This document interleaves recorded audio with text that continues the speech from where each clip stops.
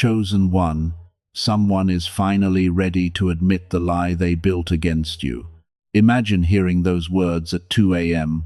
after a grueling, emotionally exhausting day. Your cognitive defenses are down.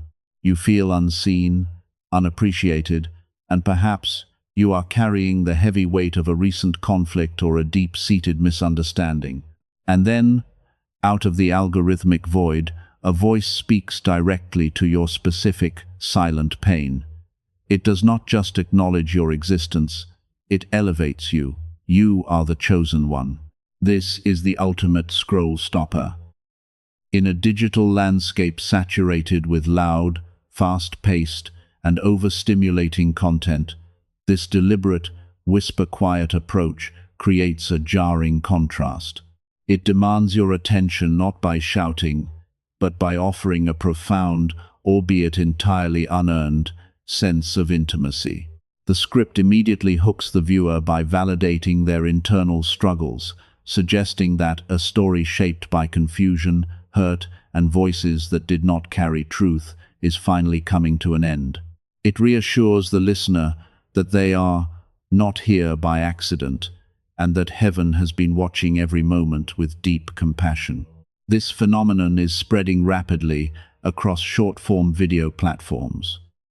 Our feeds are increasingly populated by these hyper-specific, emotionally charged monologues.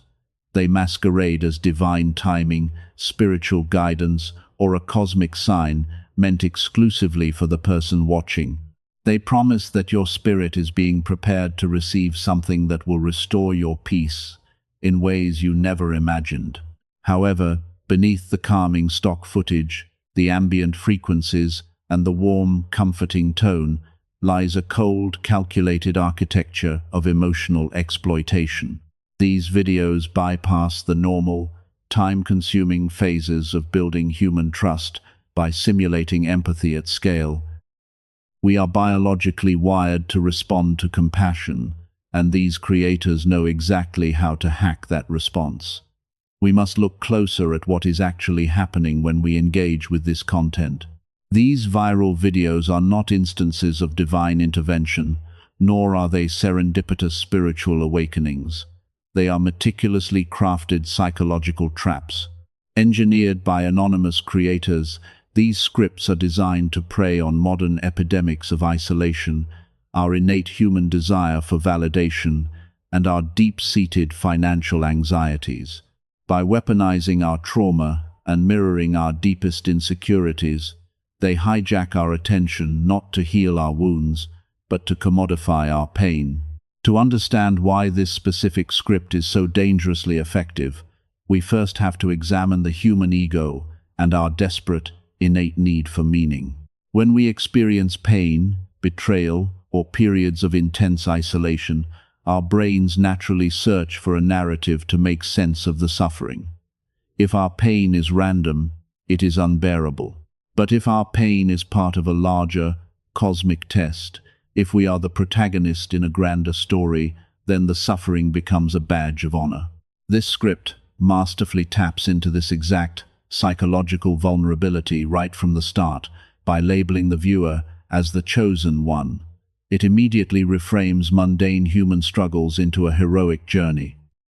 The narrative insists that the viewer is not here by accident, and that their current situation carries a gentle urgency. By telling the viewer that their pain has a divine purpose, the creator bypasses rational skepticism and speaks directly to the ego's desire to feel uniquely important. We all want to believe we are the kind, honest, and faithful person who kept choosing light even when surrounded by shadows. This is not just flattery, it is psychological anchoring. Once the viewer's ego is secured, the script moves to its next mechanism, weaponizing empathy. True empathy requires mutual vulnerability and time. This script, however, manufactures a synthetic, one-sided empathy that feels overwhelmingly intimate.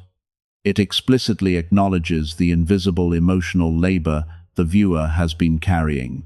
The voiceover croons about the days when the silence felt louder than any noise, and the weight of being misunderstood rested heavily on your chest, making it hard to breathe with ease and confidence.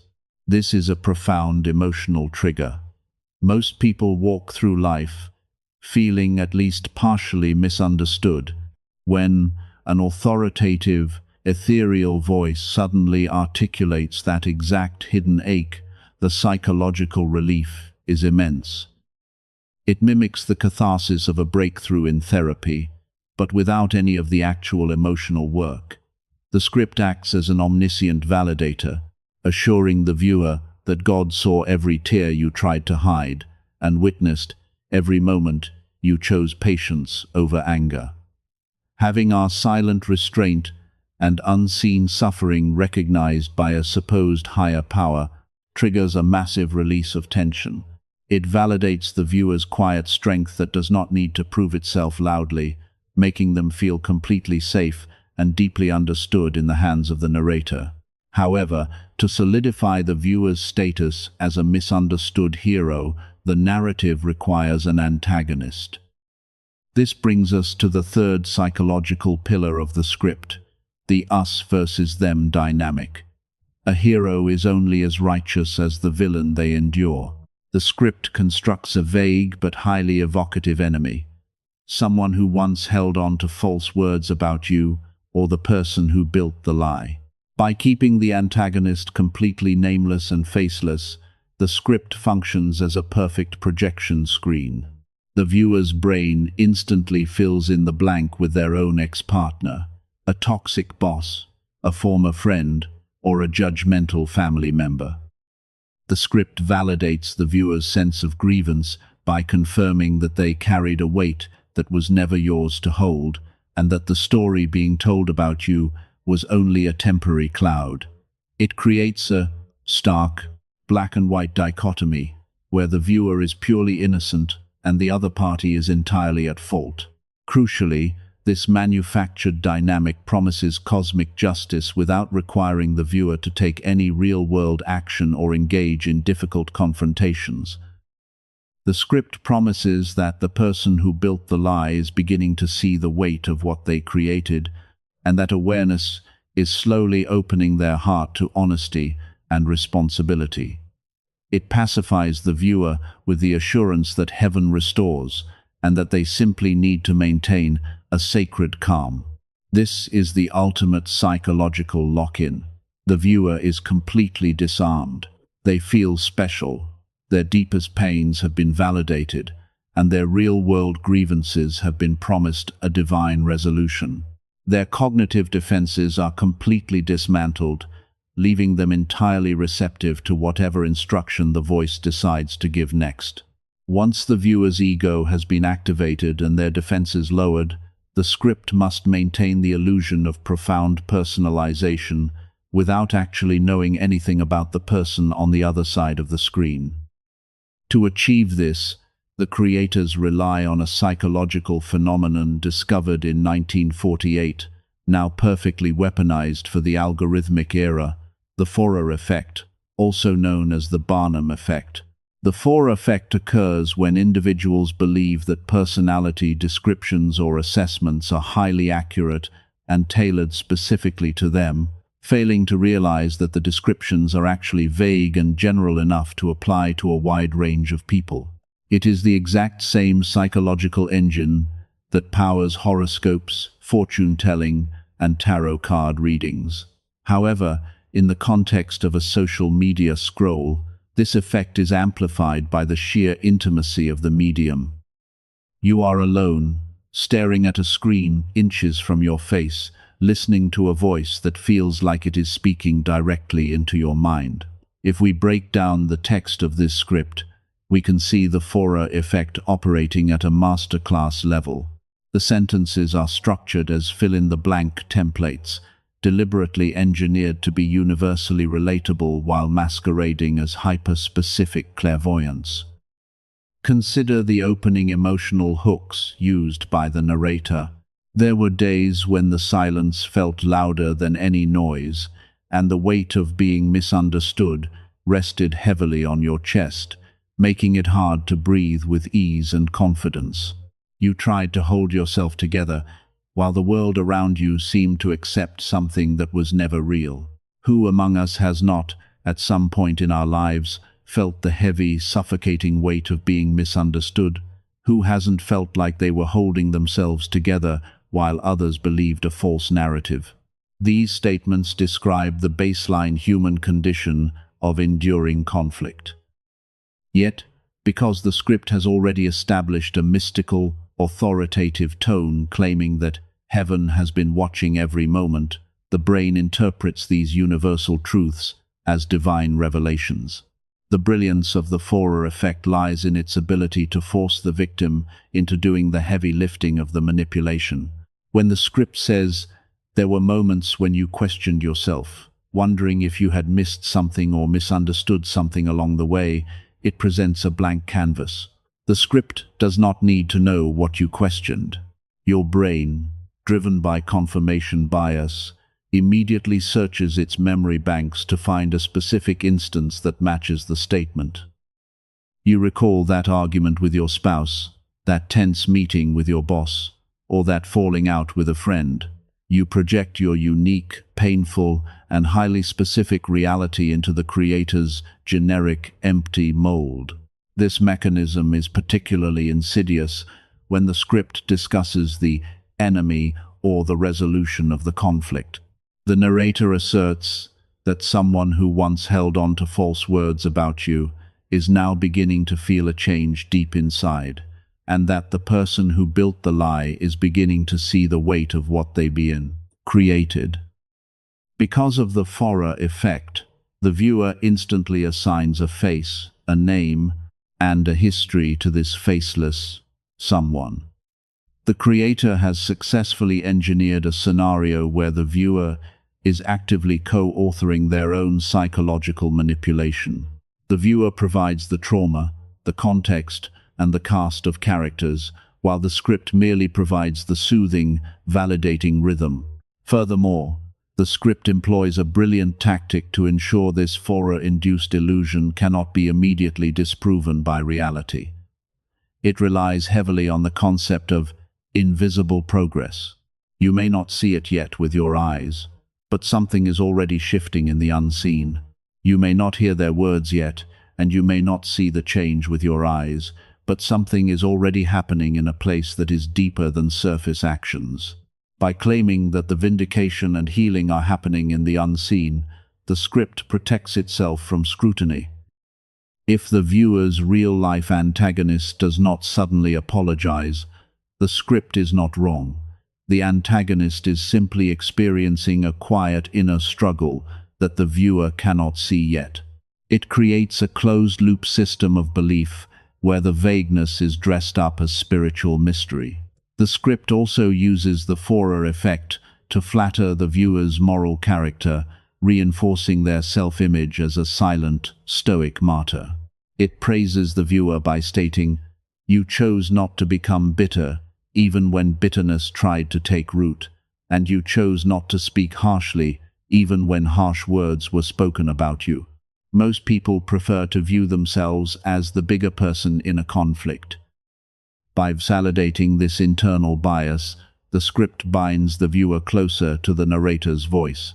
The viewer thinks, "Finally, someone sees how hard I've tried to be good."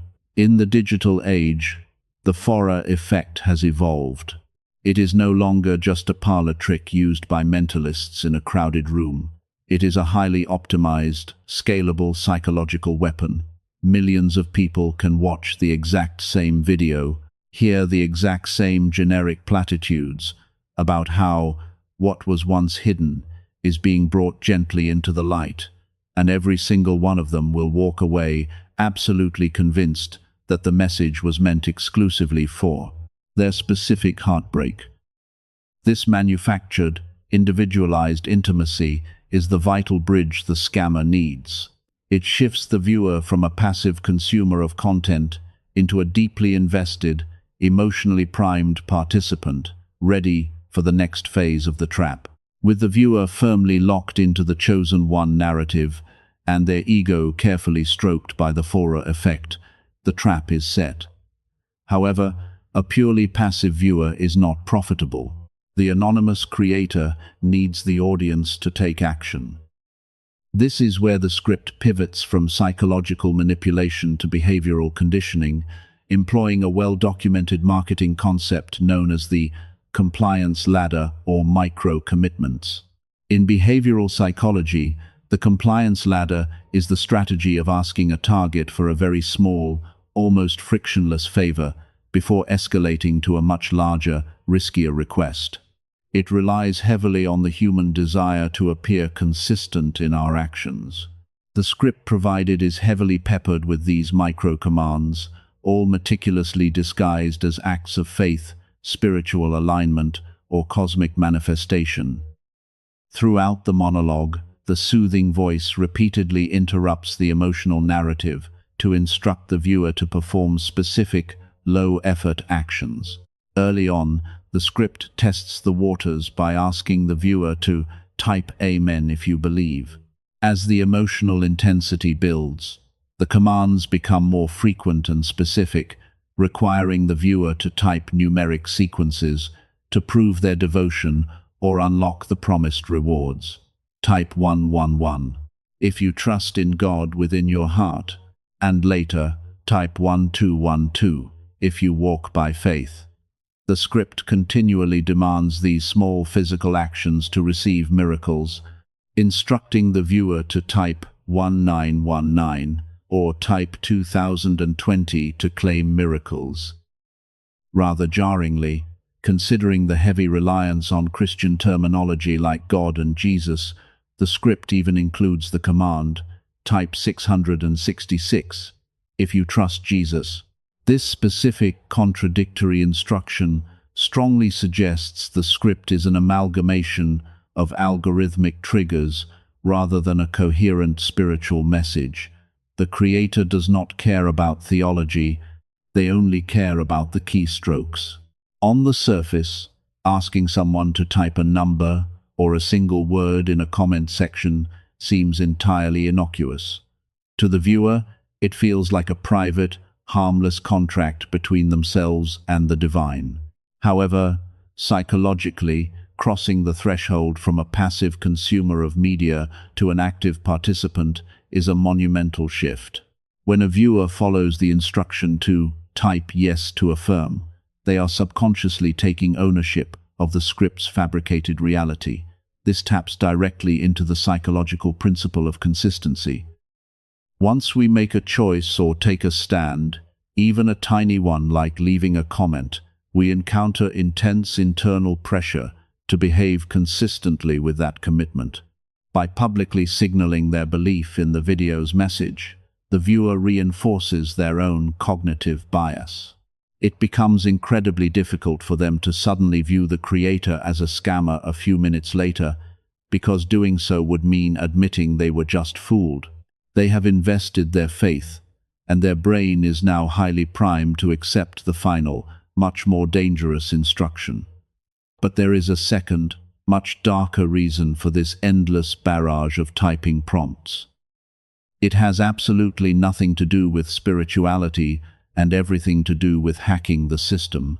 The digital architecture of short-form video platforms operates entirely on a currency of engagement.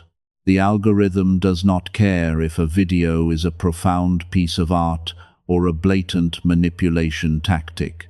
It only measures watch time, likes, shares, and, most importantly, comments. By explicitly commanding the viewer to take a moment now and gently show your support by liking this video, the creator is artificially inflating the video's metrics. The script brilliantly masks this algorithmic manipulation as a charitable moral act, claiming that this quiet act of encouragement helps this message reach hearts that are waiting for healing and hope in this very moment. Every time a vulnerable person types Amen or 111, they are providing free labor to the scammer. They are feeding the algorithm the exact data it needs to push the video onto the For You feeds of thousands of other lonely, hurting, or desperate people. The victims unwittingly become accomplices in expanding the scam's reach. Furthermore, the sheer volume of these identical, robotic comments creates a false sense of community and social proof, making the video appear highly credible to the next unsuspecting viewer who scrolls past. Ultimately, this represents a grotesque gamification of faith and trauma. The script reduces complex emotional healing and deep spiritual longing into a transactional metric. By promising that typing a sequence of numbers will yield miracles, the creator equates divine intervention with algorithmic obedience. It cheapens the deeply human experience of overcoming adversity, transforming the viewer's legitimate pain into a mere stepping stone for the creator's ultimate goal, the bait and switch. The most crucial and insidious moment in this entire psychological operation arrives when the creator cashes in on the emotional equity they have just built. We have reached the bait and switch. After spending minutes carefully lowering the viewer's cognitive defenses, stroking their ego with the fora effect, and establishing a rhythm of obedience through micro-commitments, the script abruptly pivots from ethereal spiritual healing to a blatant, transactional financial scam.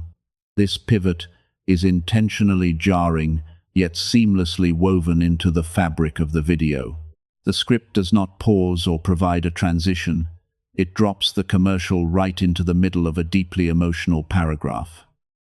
One moment, the narrator is reassuring the viewer that the person who built the lie is beginning to see the weight of what they created, and in the very next breath, they announce that a rare 7-second morning ritual previously hidden in classified documents is re-emerging.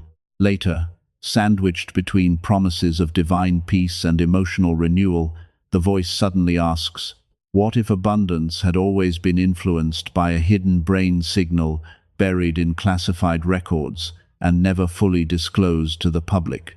To a critical, fully alert mind, this transition is absurd. What does a hidden brain signal have to do with divine justice and a restored reputation? But this script is not targeting the critical mind, it is targeting the exhausted mind. The intersection of emotional vulnerability and financial anxiety is the exact sweet spot for digital exploitation. There is a profound psychological reason the creator chooses to sell a wealth switch immediately after simulating an emotional breakthrough.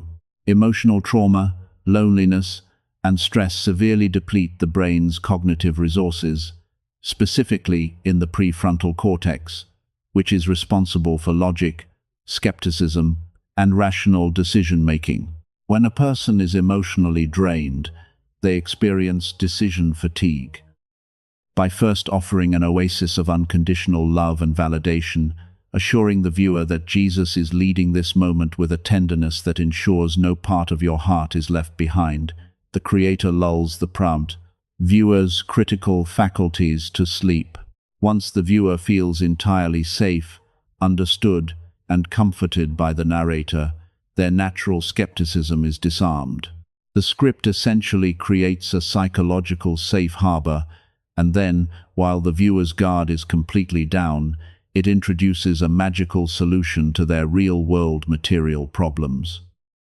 The creator even goes so far as to fuse the spiritual and the financial into one unholy directive, brazenly claiming that God has led you to see this message at this very moment, just seconds before demanding the viewer click a link. This is the ultimate weaponization of faith, using religious authority as a marketing affiliate to sell digital snake oil. When we examine the anatomy of the scam itself, we see a masterclass in predatory copywriting.